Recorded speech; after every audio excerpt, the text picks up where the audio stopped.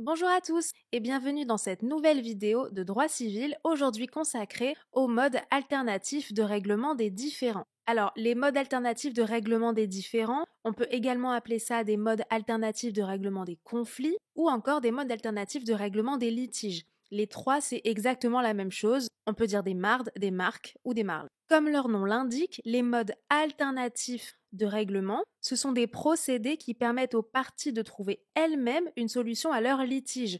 Donc ça veut dire qu'elles ne vont pas passer par la voie juridictionnelle, elles vont elles-mêmes trouver une solution pour trancher leur litige. Autrement dit, elles ne vont pas passer devant le juge, ce n'est pas le juge qui va trancher, c'est un mode qui va être alternatif. Les avantages de ces modes alternatifs, c'est qu'ils permettent de désengorger les tribunaux, puisque forcément si un litige est réglé par un marde, il ne sera pas réglé par le juge. Ensuite, ce qu'on peut noter, c'est que avoir recours à un marde, c'est une autre manière moins violente de régler les conflits, puisque évidemment, parfois, le recours juridictionnel peut s'avérer un petit peu radical pour les parties. Enfin, le recours à un mode alternatif permet d'aboutir à une solution qui va satisfaire toutes les parties. Ce qu'il faut noter aussi, c'est qu'il existe de plus en plus de modes alternatifs pour s'adapter au mieux à chaque type de litige. Dans cette vidéo, ce que je vous propose, c'est de faire un petit panorama de chaque mode alternatif qui existe et d'en voir la définition, les contours et comment il s'applique. Avant toute chose, ce qui est très important de savoir, c'est que depuis le décret de 2019, le passage par un marde est devenu incontournable dans beaucoup de litiges. En l'occurrence, l'article 750-1 du Code de procédure civile prévoit qu'à peine d'irrecevabilité que le juge peut prononcer d'office, une demande en justice devant le TJ, c'est-à-dire devant le tribunal judiciaire, doit être précédée d'une tentative de règlement amiable. C'est-à-dire que pour certains types de litiges, les parties, avant d'aller devant le juge, elles seront obligées de tenter un mode alternatif de règlement des différends. Elles ne pourront pas directement passer devant le juge parce que sinon le juge pourra prononcer purement et simplement une irrecevabilité de leur recours. Alors, pour quel litige ce passage par un marde est obligatoire?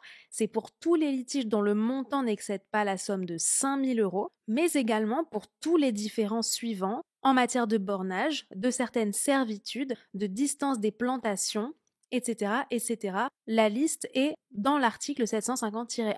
Alors parfois, pour ces types de litiges-là, cette obligation de tentative d'accord amiable est levée. Par exemple, lorsqu'une des parties sollicite l'homologation d'un accord, c'est-à-dire sa validation par le juge, ou encore lorsqu'un recours préalable est obligatoire. Enfin, lorsqu'il y a un motif légitime d'empêcher cette tentative d'accord amiable. Par exemple, en cas d'urgence manifeste, s'il y a une fuite d'eau ou l'absence de chauffage, c'est une urgence qui nécessite d'aller directement devant le juge sans passer par la tentative d'accord amiable. Alors bien évidemment, vous avez compris que l'obligation, c'était uniquement de tenter un accord amiable. Et si aucun accord n'est trouvé, c'est à ce moment-là qu'on va aller devant le juge. Alors, le premier mode alternatif de règlement des différends, c'est la conciliation. Celle-ci est prévue par les articles 127 et suivants du Code de procédure civile et elle permet de résoudre un litige grâce à l'intervention d'un conciliateur de justice. Ce conciliateur de justice, ça peut être soit le juge lui-même, qui jouera alors le rôle de conciliateur, ce ne sera pas dans sa fonction de juge, mais dans sa fonction de conciliateur, soit un tiers qui est désigné par le juge. Alors pour avoir une conciliation, il faut l'accord de l'ensemble des parties et le conciliateur va écouter les parties et proposer une solution adaptée à la situation qu'elles peuvent ou non accepter. Cette procédure est confidentielle puisque le conciliateur de justice est assermenté et bénévole et est tenu à une obligation de réserve et de secret. Le conciliateur intervient donc soit à la demande d'une ou des parties, même pendant un procès, c'est-à-dire qu'en cours de procès, on peut demander un recours devant le conciliateur. On parle alors de conciliation conventionnelle, mais aussi la conciliation peut intervenir sur désignation du juge. On parle alors de conciliation déléguée ou de conciliation judiciairement ordonnée. C'est-à-dire que dans un cas, c'est une partie qui va demander à entrer en conciliation, ou les deux parties, et dans l'autre cas, c'est le juge qui va proposer aux parties de recourir à une conciliation. Dans quel cas on peut recourir à la conciliation? Donc là, je vous ai mis quelques exemples de litiges. Ça peut être les relations entre bailleurs et locataires, les litiges de la consommation, les problèmes de copropriété, les litiges entre commerçants, les litiges entre personnes, les litiges et troubles du voisinage et les litiges relevant du droit rural, etc., etc. Alors, comment se déroule la procédure de conciliation? Lorsque la conciliation a lieu à l'initiative des parties, eh bien, soit un accord va être trouvé, soit aucun accord ne va être trouvé. C'est logique. Si un accord a été trouvé, même partiel, c'est-à-dire que les parties vont se mettre d'accord sur certains points, mais ne seront pas d'accord sur l'ensemble de la conciliation, eh bien, le conciliateur de justice va établir un constat d'accord signé par les parties et éventuellement soumis à l'homologation du juge. À quoi ça va servir d'obtenir l'homologation du juge? C'est pour obtenir la force exécutoire sur le constat d'accord. Cette force exécutoire va ensuite permettre de faire exécuter, même par l'exécution forcée, eh bien cet accord. En effet, le procès verbal homologué va s'imposer entre les parties de la même façon qu'un jugement et pourra faire l'objet de mesures d'exécution forcée. Maintenant, si aucun accord n'a été trouvé, eh bien les parties pourront faire trancher leurs différends par un juge. Lorsque c'est le juge qui renvoie les parties devant un conciliateur de justice, il va indiquer un délai pendant lequel le conciliateur va exécuter sa mission. En cas de difficulté, le conciliateur de justice doit en informer le juge et ce dernier peut éventuellement mettre un terme à la procédure. Ensuite, le deuxième mode alternatif de règlement des différends, c'est la médiation. Celle-ci est prévue par les articles 131-1 et suivants du Code de procédure civile et c'est un moyen de parvenir à la résolution amiable d'un litige entre deux parties grâce à l'intervention d'un médiateur qui est un professionnel neutre et objectif et qui va conduire le processus de médiation en facilitant les échanges pour que les parties parviennent à un accord mutuellement satisfaisant. À l'inverse du conciliateur, le médiateur est rémunéré. Il n'est pas bénévole. La médiation va intervenir à l'initiative des parties, soit avant, soit pendant, soit même après un procès. On parle alors de médiation conventionnelle et de la même manière, la médiation peut intervenir à la demande du juge à tout moment du procès lorsque les parties sont d'accord et on parle de médiation judiciaire. Le médiateur, vous l'avez bien compris, ce n'est pas un juge, il ne tranche pas le litige. Il va simplement aider les parties à trouver une solution. Il va en fait faciliter les négociations en rétablissant la communication. C'est un médiateur qui va donc faire l'intermédiaire entre les deux parties. Au-delà du seul résultat judiciaire obtenu, le recours à la médiation permet alors souvent de rétablir un dialogue entre les parties. La médiation peut intervenir dans certains domaines et notamment dans tous les domaines où les parties ont la libre disposition de leurs droits. Par exemple, les conflits de voisinage, les difficultés de recouvrement d'une créance, les problèmes entre propriétaires et locataires ou encore très important, les difficultés avec son conjoint autour du droit de visite de l'enfant. En revanche, la médiation est impossible dans certains litiges et notamment dans les matières qui touchent à l'état civil, plus généralement toutes les matières relatives à l'ordre public. En cas d'accord, les parties peuvent demander au juge de l'homologuer, comme pour la conciliation, ou si l'accord est contresigné par leurs avocats, elles peuvent demander au greffier d'y apposer la formule exécutoire. En cas d'échec, les parties peuvent saisir le juge ou continuer le procès. Ensuite, le troisième mode alternatif de règlement des différends, c'est la convention de procédure participative. Celle-ci est prévue par les articles 2062 et suivants du Code civil.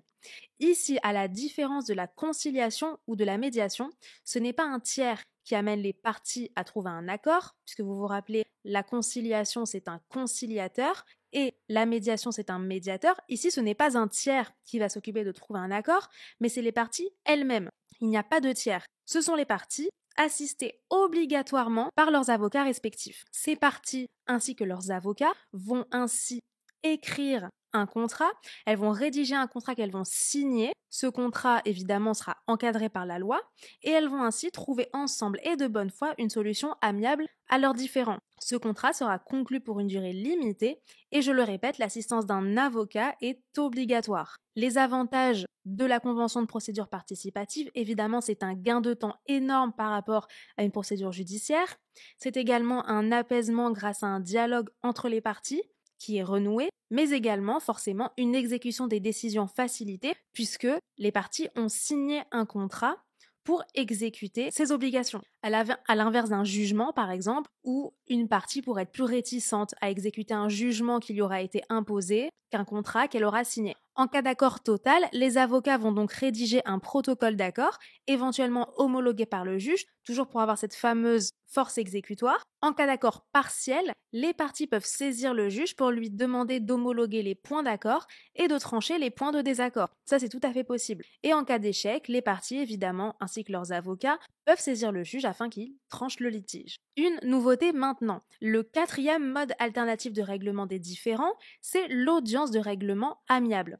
C'est tout nouveau puisque ça vient d'entrer en vigueur, en fait, depuis le 1er novembre 2023. L'audience de règlement amiable, appelée aussi ARA, peut être mise en place au cours de la procédure judiciaire. Et ça permet de confier à un juge, donc ce n'est pas un tiers, c'est un juge, mais attention, celui qui n'est pas saisi du litige, la mission d'amener les parties à trouver une solution au conflit qui les oppose dans un cadre confidentiel. Ça peut se dérouler à la demande de l'une des parties ou être décidé d'office par le juge. Pendant tout le temps de l'audience de règlement amiable, le procès est interrompu et cette audience est gratuite. L'audience de règlement amiable peut être utilisée dans certains domaines, notamment dans certaines affaires nécessitant un avocat et pour certaines procédures de référé. Notamment, ça va s'appliquer à des différends qui concernent le droit de la construction, le droit des successions ou encore la liquidation des régimes matrimoniaux après divorce. Alors, en pratique, comment ça s'organise? Eh bien, il y a un procès, les parties sont devant le juge de façon tout à fait classique. Eh bien, le juge qui est saisi du différend peut décider de faire convoquer les parties à une ARA devant donc un autre juge. Soit il va décider ça de sa propre initiative après recueil de l'avis des parties, soit à la demande de l'une des parties. Pendant tout le temps de cette ARA, eh bien, le procès est interrompu et comme je vous l'ai expliqué, cette audience de règlement amiable est tenue par un autre juge qui ne siège pas dans la formation de jugement. Le juge de l'ARA ne rend donc pas de jugement et ne tranche pas le différend. Il est juste là en fait pour faire l'intermédiaire entre les parties, pour qu'il y ait une sorte de témoin. Alors les parties doivent comparaître personnellement à l'audience et dans le cas d'un contentieux où la représentation par un avocat est obligatoire, les parties sont assistées de leurs avocats. Le juge en charge de l'audience se montre à l'écoute des parties et les accompagne dans la recherche d'un accord. Cette audience est bien évidemment confidentielle et ainsi tout ce qui est dit ou constaté au cours de cette audience ne pourra pas être utilisé ultérieurement si un procès devait finalement se tenir. Si les parties parviennent à un accord, le juge de l'ARA dresse un procès-verbal et lui donne force exécutoire. Ensuite, l'avant-dernier mode alternatif, c'est la transaction. Alors la transaction, selon l'article 2044 du Code civil, c'est un contrat par lequel, par des concessions réciproques, les parties terminent une contestation née ou préviennent une contestation à naître. C'est une sorte donc de justice privée qui fait l'objet d'une reconnaissance officielle par l'institution judiciaire. L'article 2052 du Code civil prévoit alors que la transaction fait obstacle à l'introduction ou à la poursuite entre les parties d'une action en justice ayant le même objet. Donc c'est-à-dire qu'une fois que le litige est réglé par une transaction, on ne pourra plus jamais agir pour le même litige. Le litige est terminé, la transaction clôt ce différend. Il ne pourra plus jamais y avoir de recours devant le juge à l'issue de cette transaction. Alors, on peut recourir à la transaction dans certains domaines, notamment dans le domaine des assurances, dans le domaine du droit des affaires ou encore dans le domaine du droit du travail, où l'on apprécie la discrétion garantie par ces négociations confidentielles permettant de parvenir à un accord privé. Évidemment, c'est toute la différence avec un jugement public. Alors, comme la transaction, elle va impliquer une renonciation, parce que vous avez bien compris qu'il fallait des concessions réciproques entre les parties. C'est dans l'article, il faut des concessions réciproques entre les deux parties. Certains litiges ne peuvent être réglés dans ce cadre, notamment dans le domaine de l'état des personnes. Ensuite, il faut un contrat écrit pour prouver la transaction et qui doit respecter toutes les conditions classiques de validité d'un contrat. Également, il faut des concessions réciproques et cette condition est très contrôlée par le juge qui va vérifier que chacune des parties renonce au moins partiellement à une prétention. En cas de non-respect de la transaction par l'une des parties, l'autre partie est fondée à demander la résiliation de la transaction comme un contrat, puisque c'est un contrat, ainsi que des dommages et intérêts. Enfin, on peut noter un dernier mode alternatif de règlement des différends, c'est l'arbitrage. L'arbitrage est prévu par les articles 1442 et suivants du Code de procédure civile et va désigner une justice privée et payante, donc tout l'inverse de la justice classique, puisque la justice classique est gratuite et publique, l'arbitrage est une justice privée et payante et chargée de trancher les litiges qui lui sont soumis par les parties dans le respect des principes du droit. Il n'est bien sûr possible d'y avoir recours que sous certaines conditions. Donc en fait, l'arbitrage, c'est un petit peu à part. En fait, c'est comme un jugement, entre guillemets, mais pas devant un juge, mais devant un arbitre. C'est une justice parallèle, on peut dire. Alors, dans quel domaine on peut recourir à un arbitrage? Eh bien, c'est très fréquent en matière de commerce international parce qu'il permet de trancher les litiges de manière rapide et discrète. Toutefois, c'est une justice très coûteuse et qui offre de faibles garanties d'indépendance et d'impartialité. Pour recourir à un arbitrage, les parties doivent être d'accord sur ce mode de règlement du conflit, puisque nul ne peut imposer à autrui un mode alternatif de règlement des litiges. Cet accord préalable est formalisé par un écrit, cet écrit désignant le ou les arbitres et qui fixe les règles de procédure qui seront appliquées. Cet accord prend alors soit le nom de clause compromissoire si il est prévu avant le litige, par exemple au sein d'un contrat, il va y avoir donc un contrat entre les parties, eh bien il peut y avoir une petite ligne dans le contrat qui s'appelle une clause compromissoire et qui prévoit qu'en cas de litige, les parties iront devant un arbitre. Cet accord peut aussi prendre le nom de compromis si c'est prévu après la naissance d'un litige. L'arbitre doit généralement statuer en droit, c'est-à-dire en fait exactement comme un juge, mais parfois les parties peuvent décider d'y avoir recours comme amiable compositeur, afin qu'il se prononce en équité, c'est-à-dire en recherchant la solution la plus équitable. L'arbitre va alors rendre une sentence qui a entre les parties l'autorité de la chose jugée, mais n'a force exécutoire que par l'intervention d'un juge. Cette sentence est en principe susceptible d'appel devant la cour d'appel, mais les parties peuvent y renoncer dans la convention d'arbitrage. Dans ces cas-là, un recours en annulation de la sentence est alors toujours possible, notamment en cas d'atteinte par l'arbitre à des règles d'ordre public. Voilà, j'espère que cette vidéo vous a plu. N'hésitez pas à vous abonner à notre chaîne pour plus de contenu.